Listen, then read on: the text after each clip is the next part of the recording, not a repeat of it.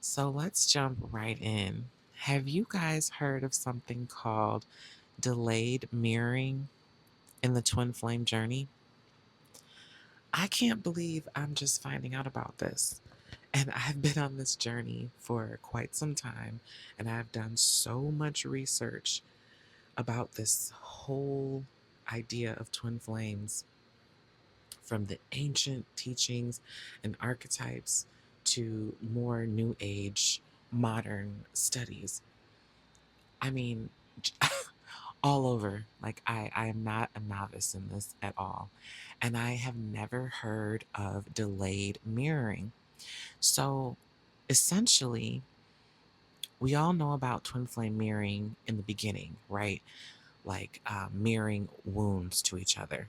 Your twin is the reflection of your subconscious shadows. Anything that's hiding in your subconscious, any triggers, wounds, core beliefs that are limiting, your twin is going to show that back to you. So, example, you have a core belief of abandonment, being rejected. Even though your twin loves you, this is where you'll still see behaviors like ghosting, running away, avoiding you, not wanting to talk to you, being silent, not telling you how they really feel, or even emotionally pulling away from you. Maybe talking to you, but being very platonic or keeping it very short and sweet, not opening up and truly telling you how they feel about you, what they think about you. Okay. And um, I'll give you one more example, but I think we pretty much know the beginning mirroring. But another example would be, let's switch it up this time. Let's say the divine masculine has a core wound of not being good enough or not being chosen. Okay. The divine feminine may end up taking on a soulmate or a karmic partner in the middle of the twin flame journey. Or lots of times, it the journey actually starts with one or both of them being in another relationship. So this can look like the divine masculine feeling like, well, I will never be chosen. I'm not good enough for her to leave her partner for me. And even though she may 100% want to leave her partner, because she's also dealing with her mirrored wounds and she's scared, she may latch on to that partner even tighter because she feels like her twin is abandoning her. So, do you see how each twin is really facing what's in their subconscious, but it looks like it's coming from the other twin and it hurts so, so, so, so bad? So, that is the mirroring that we're all used to. Now, once you start doing your shadow work, you begin healing, you have a lot less of those core wounds. Well, your twin isn't going to continue to be just a mirror for your wounds because you're healing. You don't have that many wounds anymore, if any. And that's not to say you're 100% completely healed. You have nothing to heal. It just means you're able to do your own healing consciously. You're able to dig into your subconscious and bring things up that need to be healed. You no longer need your twin to be that mirror because you're actively participating voluntarily in your own healing and integration. You are whole within yourself. So, now your twin becomes not just a mirror for your wounds, but a mirror for your healing.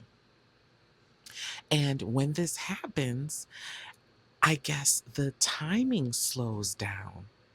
Now, what I was reading, um, this can actually like tie to quantum physics and how particles behave. But I need to do more research in that before I talk about it. I just was so excited about this concept. I wanted to make a video right away to ask you guys, have you heard about this? I would love for you to tell me in the comments if you have any other information on this, because I'm going to do a deep dive. So, anyway, I guess in the later stages of the twin flame journey, after a lot of maturation has happened with both flames, the timing of the mirroring slows down. So, here's an example of that. You can be doing a lot of work around choosing yourself. So, I have this affirmation. I'll say, I'm already chosen. I am love. Love will always find me. And I was doing this really, really heavy. I want to say 2 days ago. Okay. And sometimes I do energetic check ins, with my twin to just see what's going on, to just say hi, tell him I love him, I'm thinking about him. It's no more really about like trying to dig and figure out what he's doing as much as it's about just doing the communion with him. So at the time, at the time that I was doing these affirmations and I was doing this work, he was still very much in healing the hurt phase. He was still very much wounded from the things that are going on in his life, and he was actively healing that. So now, 2 days later, my energy has shifted. I'm still doing those affirmations, but my energy has shifted from this very like self love, self fulfillment type of vibe to being extremely aroused and sexual. And it felt primal in a way. And it didn't feel like my Kundalini energy because I'm very in tune with that. It just felt like a deep desire for pleasure.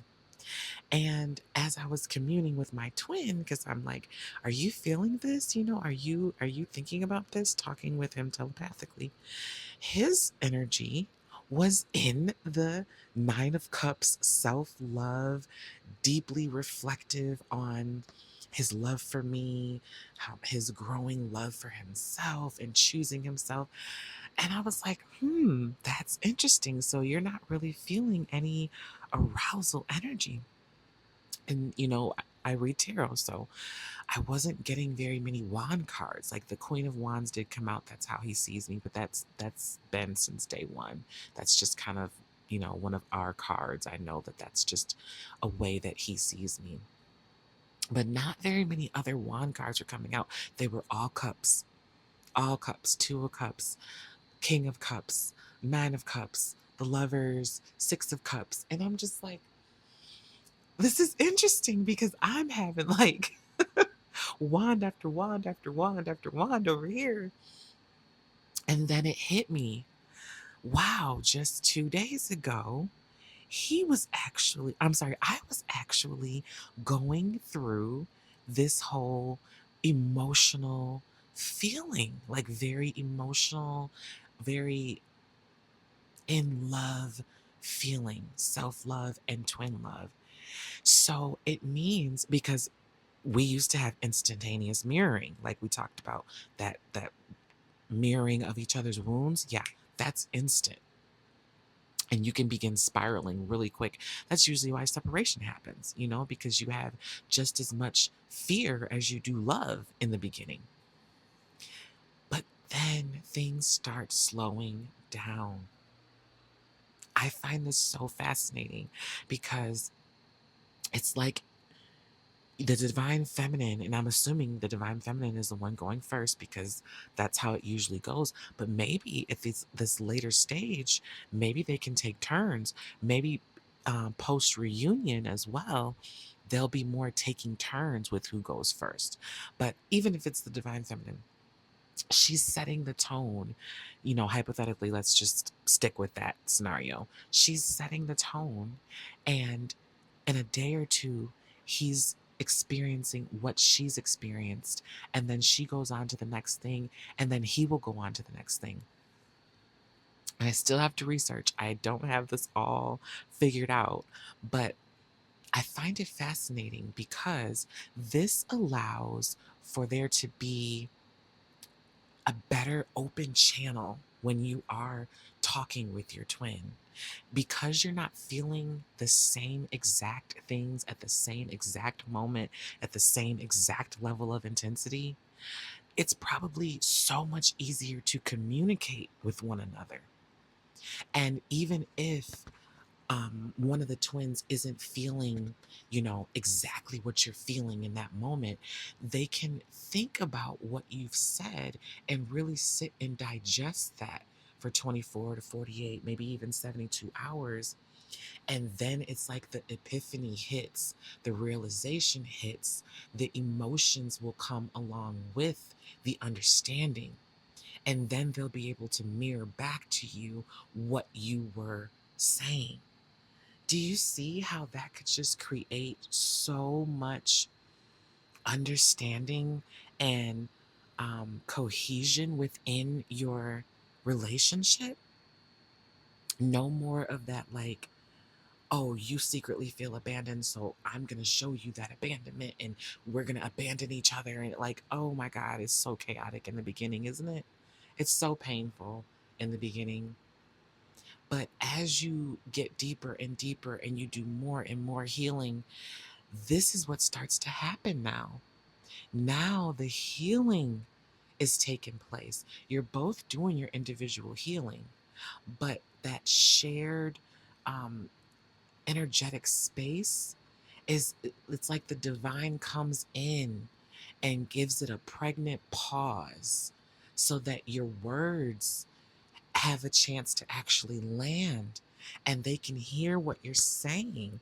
Because think about it, if you only merged all the time, no matter what, it would become exhausting. You would lose yourself because you would constantly be merged with your twin's energy. And once you're able to stand on your own and you don't need that instantaneous karmic mirror, then you can start embodying the wisdom that your twin brings from their healing journey.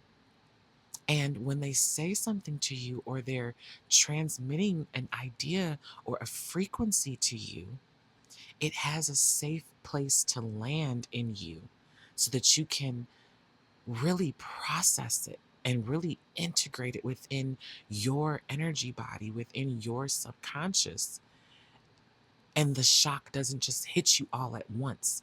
You have time to think about it, process it, digest it, and then relay it back to them. So I'm interested to know what you guys think about this. Have you ever heard of it? Do you feel like I missed anything on this? Is there something you have to add? I think this is so interesting, and I will be doing other videos on this in the future. So that's all for now. I'll talk with you soon.